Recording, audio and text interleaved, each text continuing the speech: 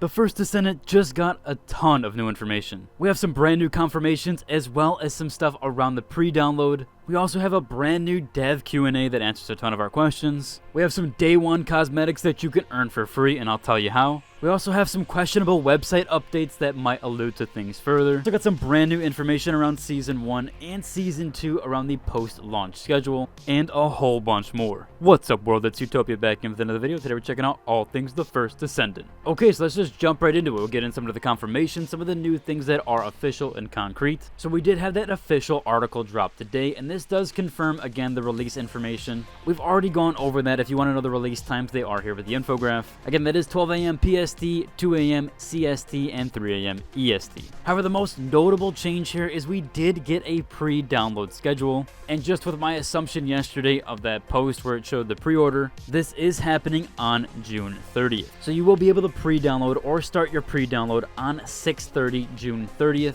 at 12 a.m. PST. Again, that follows the launch times, 2 a.m. CST, 3 a.m. EST. I'll have some time conversions down below so you can see the release there, as well as when you'll be able to start your pre-download. Especially for like myself, I definitely want to start my pre-download as soon as possible as I don't have the best internet. I know that does apply to a lot of us, so I want to inform you guys on that. Really good to hear there is a pre-download for this so everybody can get on the same page for launch day. However, with that, we didn't get any starter pack or any confirmation there and no pre-order stuff. Still, seemingly there probably will be a starter pack, I would assume, but there is no early access. At least I would have assumed that this would have been launched or released as of this point. So everybody's going to be on the same page for the release date. We'll have to see how the servers do hold up. Jumping over to the dev Q&A that we just got that got released yesterday. Now this is through Game Mecha, so this did have to be translated. However, we do have what looks to be the official translation here. Now the article header here does say there will be no paid DLC in the first Descendant, which is fairly typical for live service games and that are free to play with in-game microtransactions. Still good to hear that all players will receive all content with that.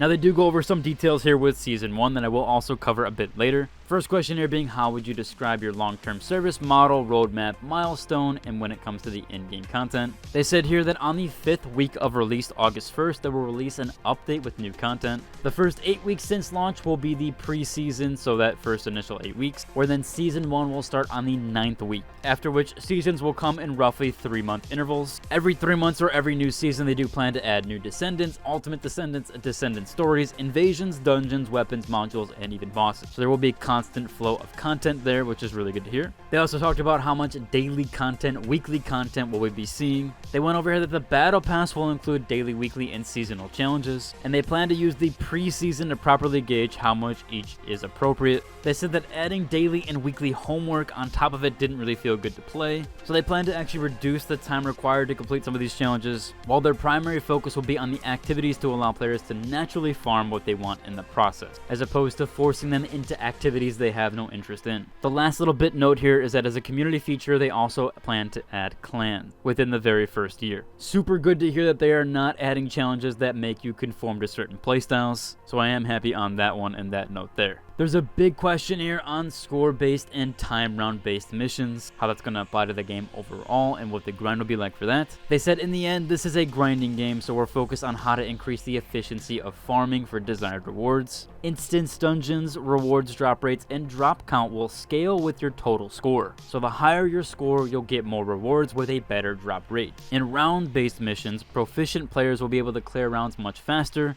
resulting in greater farm efficiency, and also push them and incentivizing them to challenge higher and higher rounds, again presumably for better rewards. A quick note here is that some of the main story quests or main story missions that do have some gimmicky mechanics like jumping through lasers, those will actually be replaced when you just farm that dungeon normally with higher density mobs. So you won't have to go back through and do that stuff over and over again like you did with the story missions. They actually did also cover drop rates here. They said that hard dungeons will show you the drop percentage on the intro screen. They also said that there's modifiers to increase your difficulty, which will increase your max potential score, which obviously in turn will increase that drop rate. They said if you have a maxed out character, farming a new Descendant should take you around roughly 10 to 15 hours. I know I had some questions on this, especially in my last video. They said here if you know where to farm, it should take no longer than a day to obtain what you're looking for. And in the case of characters or Descendants, the time to farm them may even shorten further with repetition. Here's a big thing about the ultimate characters. So they went over here saying that they prepared ultimates thinking the players will love an upgraded version of their favorite characters with evolved looks, performances, and strategies. However, they don't want to make the game a around that where you're forced to play an ultimate, so their improvements over regular characters are very minimal. Instead, they're mostly just for the cosmetic appearance there and the very, very small minor stat increases. And of course, because not every character has an ultimate version. Another question here, of course, about the paid DLC expansions aren't serving their packages. Of course, as the header said, there are no paid DLC. Aside from the in-game microtransactions, there's nothing pertaining to different map areas or expansions. They actually do have the size of the game here. It's going to be a little over 40 gigabytes. So for those of you like myself who will be pre-downloading, at least you know the size there, and you can plan for that ahead. There's a few more questions here, but most are just pertaining to things we already know. If you want to check out the full dev interview, I'll include a link to the article down below as well as the Reddit translation here. Quickly going over, we do have that post-launch schedule as well as what they talked about with Season 1. So obviously July 2nd, launch pre-season does begin. Again, that's still going to have a battle pass and a bunch of other content with that there.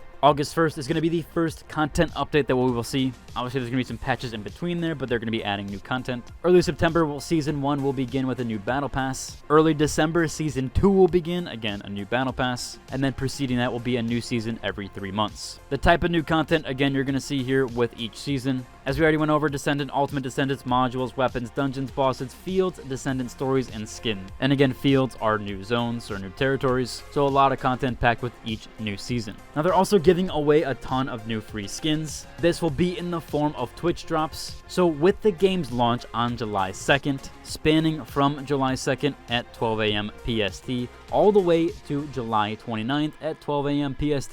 So you'll have the entire month to get these Twitch drops. And they're actually giving away 5 different Twitch drops here. These do range from 15 minutes watched to 120 minutes. They do have the pizza chest attachment here. 30 minutes will net you 15k gold and 1.5k shards. 60 minutes is going to get you that gloomy emote. 90 minutes will actually get you a paint here called Twitch Color. It's a pretty decent purple there that could mirror well with some color attachments. And then for 120 minutes, you'll get the X-Ray back attachment. It does have some cool graphics with that there. So those are the free cosmetics that you can earn just by watching someone play the game. All it says here is that you must watch a live stream in the category. So it seems like every single person streaming on Twitch will be able to be watched and earned through them for that Twitch drop, so there is no exclusivity there. I covered this yesterday, but it looks like the character section on the first Descendant website has actually been updated, so now all characters, including the coming soon ones, are now viewable. Again, possibly and potentially they'll be there at launch. Also, the ultimate characters are now fully viewable,